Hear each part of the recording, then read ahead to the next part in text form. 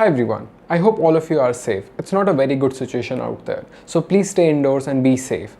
And just remember that you're not alone in this. Okay, I'm not here to make you sad, so let's just talk about the Apple event. Before talking about the iPad Pro, so I want to talk briefly about other products that Apple launched and why I'm not particularly excited about most of them. So let's start with the purple iPhone. I mean, it's still just a color. I know it represents something, but I really don't have anything to say about it because it's just a color. And we have AirTags finally. Are you excited? Because I'm not particularly excited because I already have this Galaxy tags. Actually, I have two and one is still seal pack and this one I opened just for the video. I thought I'll be using them on my pets. I'm not doing that. I'm not traveling as such. So I'm not very excited, so I'm not going to purchase it, but at least finally you have something for Apple because these are limited to Galaxy phones. There's similar functionality in both of them, but with AirTags you have to buy separate accessories which are actually expensive than the AirTags, and you don't have the button to like find my phone sort of feature that Galaxy ones have. So I would have loved to see that feature as well. And then we have iMacs. Apple is using the same M1 chip and I think I have mixed feelings about it. Not because of the chip, I don't like the front. I mean, I don't like the white bezel because it does not look like a professional machine. I don't like the price of it and I don't even like the size. The 24-inch, I think it's a little bit smaller for professional people. So it's a mid-range sort of machine, but I still think M1 Mac Mini and M1 MacBook Air is much better value than these iMacs. So if you buy M1 Mac Mini, you can purchase a monitor, keyboard and mouse and still save money. And you can get a better monitor at least. And with MacBook Air, you get a screen itself, so you don't have to shed that much money. Now the biggest highlight of that event was the iPad Pro. I'm not gonna lie that I was really excited when I saw that Apple is putting M1 in iPad Pro. I actually sold my current iPad Pro because I wanted to upgrade. I can't keep both of them, so I have to sell one. At first I was really excited, but after a while I started thinking where I'm going to see the difference. Well, if you give me the 2018 version of iPad Pro with A12X and give me the M1, I might not be able to tell you the difference. It's not because that M1 is not powerful, the problem is it's still iPad OS and you do not have any application that can utilize that much of power.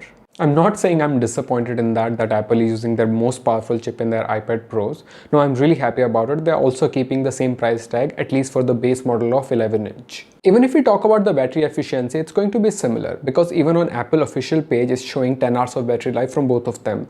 So I don't think there's going to be any difference there as well. So unless Apple is planning to update their iPad OS to support that desktop level application, I think M1 is not going to be any beneficial. The reason I'm saying it because they also upgraded the RAM. So with 128GB model, 256GB model and 512GB model, you get the 8GB RAM from last year 6GB. And with 1TB and 2TB model, you get the 16GB RAM. So unless Apple is planning to release the new iPad OS on this WWDC, I don't think you have to upgrade. So if you're really planning to upgrade from your older iPad Pro, I think you should wait for it. But there are still two things that I'm really excited about. One is that mini LED on 12.9-inch model and the new front wide camera with that center stage. So let's talk about the mini LEDs on 12.9-inch model. So all the speculation were true. Apple is finally using that mini LED, but the problem is just limited to 12.9-inch model. I really love the implementation of mini LED on that small screen. You have more than 10,000 LEDs and 2500 dimming point, which is just insane.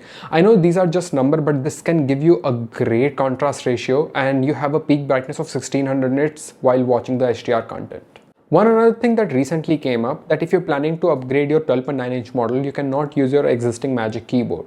Yes, it's a little bit thick because of those mini LEDs and the new version prices has been increased as well. So if you're planning to upgrade from your older model, you have to sell your Magic Keyboard as well. So think about that because you have to spend a lot of money. Hello from the future. So actually I forgot to talk about the Thunderbolt port. So the new iPad Pro also has Thunderbolt port which can support up to 40 Gbps data transfer and you can support that 6K display. How much you're going to use it, it's up to you, but yes, I wanted to mention that as well. Now the only feature that is actually an upgrade from me from the last year 2020 model is the updated front camera. We all know that portrait front camera is not really good when it comes to taking remote calls. So rather than changing the camera position, they introduced a new 12 megapixel ultra wide camera. What it does is it will keep you in the center. So that's they're calling the center stage. So if you move around, it will also move around with you. Yes, the area will be limited, but I think it's a very cool feature. And if someone else join you, it's going to keep the focus on both of you. So I think this is the AI feature where M1 might be helping this iPad Pro, but we have to test that, and I'm not even sure that's going to work with all the applications. Now iPad Pro also comes with 5G connectivity, yet it's not available everywhere, but iPad usually lasts long, so I think it will be a good option if you purchase that 5G connectivity option. The price has also increased a little bit from last year LTE model, so you have to think about that as well. Now the question is, do you really need to upgrade your iPad Pro from 2018 or 2020 version? So if you have 11-inch model, I don't think there's going to be any significant upgrade unless Apple announces something on WWDC that iPad OS can use that power. If you have the 12.9-inch model with Magic Keyboard, and if you're planning to upgrade to the new mini LED version, the display should be your highest priority. Otherwise you have to spend a lot, because not only you have to sell your iPad Pro, you might have to change your Magic Keyboard as well. But if you don't have iPad already, and if you're waiting for this one, I think it's an amazing piece of tech, so you should definitely get one. I'm already missing my iPad Pro after selling it, but I cannot afford to. Do let me know if there was anything exciting about this Apple event for you. I think AirPod would have been a great option, but we didn't see that, so let's wait for that. And I'm waiting for 30th April to order my iPad Pro. So that was it for this video. My name is Rohit. I'll see you in the next one. Till then.